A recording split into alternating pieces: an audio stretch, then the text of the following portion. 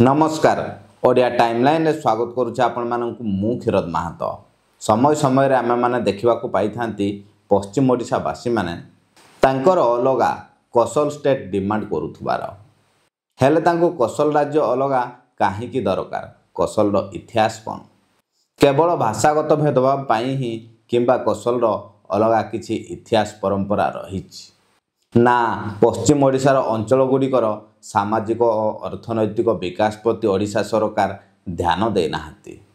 एमिति कौन कौन कारण सब रही जे जोथिपाई पश्चिम ओडिशावासी अलग राज्यर आवश्यकता पड़ुछि ताहले भिडियोटी रे आगकू चलतु कोसल रो इतिहास पाखरु नेकी वर्तमान पर्यंत डिटेल्स रे नजर पकेइबा। पुराण समय जदि आम माने नजर पकेइबा ताहले कोसल देशर राजधानी थिला अयोध्या। दिन थिला मर्यादा पुरुषोत्तम श्रीराम कोसल राजा थिले।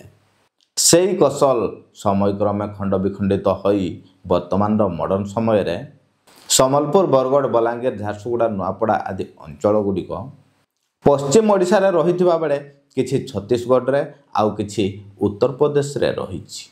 जो अंचल गुड़िक सम्बलपुरी कोसली भाषा रे लोक माने कथावार्ता हेई थांती। किछि साहित्यकार मतरे सम्बलपुरी कोसली भाषाटी ओडियार एक उपभाषा किंतु एहार अलगा शब्दावली उच्चारण और संगठन रही। एही अंचलर लोक माने कोसली को कथावार्ता संस्कृति और लोक साहित्य पई व्यवहार करती। कोसली नामटी पुरातन कोसल किंगडम सहित संपर्क को दर्शाए। क्षमा करिवे किछि जगार मु कोसल लेखा थिबार देखिबा को पाइछि तो किछि जगार कोसल तेणु मो भिडियोटी रे कोसल आउ कोसल दुईटी जाक शब्दर व्यवहार करिछि। आपण मानक मतरे कोउटा ठीक कमेंट बॉक्स रे निश्चिंत भावे जणांतु। सम्बलपुरी डांस फोल्क सॉन्ग्स आदि पारंपरिक कला रे सम्बलपुरी भाषार व्यवहृत हुए। कोसली लोक संस्कृति और कला होउछि एक प्रमुख कारण कोसल राज्य डिमांड रो। पौराणिक ऐतिहासिक कारण होउछि सेतेबेले पश्चिम ओडिशार एही अंचल गुड़िक अखंड कोसल देशर अंश थिला। आउ भारत स्वाधीनता परर राजनैतिक कारण होउछि 1950 मसीहा बेले को पश्चिम ओडिशावासी को लागिथिला अर्थनैतिक और सामाजिक विकास क्षेत्र रे पश्चिम ओडिशा को ध्यान दिया जाउ नाही। जोथि पई सेमाने प्रथम थर पई भावनागत भावे कोसल राज्य कथा चिंता करिथिले। केही संस्थागत नेता नथिले किंतु लोकमत संग्रह करिबा आरंभ कर देइथिले। आउ 1960 बेले को कोसल स्टेट कमिटी गठन करी प्रथम पिटिशन सरकार को प्रदान करथिले। 1970 बेले को रीजनल मूवमेंट देखा मिलता। शिक्षा रोड पानी संस्थापन और औद्योगिक विकास क्षेत्र में उपकूल ओडिशा ठारू सेमाने पछरे रहिथिबा कारण दर्शाई राजधानी रे धारणा और मोर्चा करिथिबार देखा मिलता। 1980 बेले को सम्बलपुर और बलांगीर अंचल रे सांस्कृतिक सम्मेलन कोसली भाषा और संस्कृतिर प्रचार प्रसार जोर धरिथिला जहा 1990 आसु आसु विभिन्न राजनैतिक दलगुड़ी को एप्रति आकृष्ट करेइथिला। राजनैतिक दलगुड़िकर इनवॉल्वमेंट परे 2000 मसीहा बेल को western Odisha development council WODC रो गठन हैला।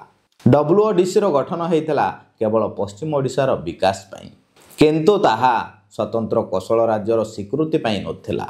आशा करा जाइथिला WODC रो गठन परे कोसल राज्यर डिमांड बंद होबो हेले सोशल मीडिया रो जुग आसीगला पर 2010 बेल को सोशल मीडिया माध्यम रे कोसल स्टेट आंदोलनटी जोर धरिला। ता परठारु एबे पर्यंत निजर राज्य पई स्थानीय आंदोलन जारी रहिछि। कोसल स्टेट आंदोलन रो कहानी केवल एक राजनैतिक दाबी नुहे एहा होउछि पश्चिम ओडिशार लोकमानकर परिचय न्याय और सम्मानर विकास पई दीर्घ दिनर एक स्वर।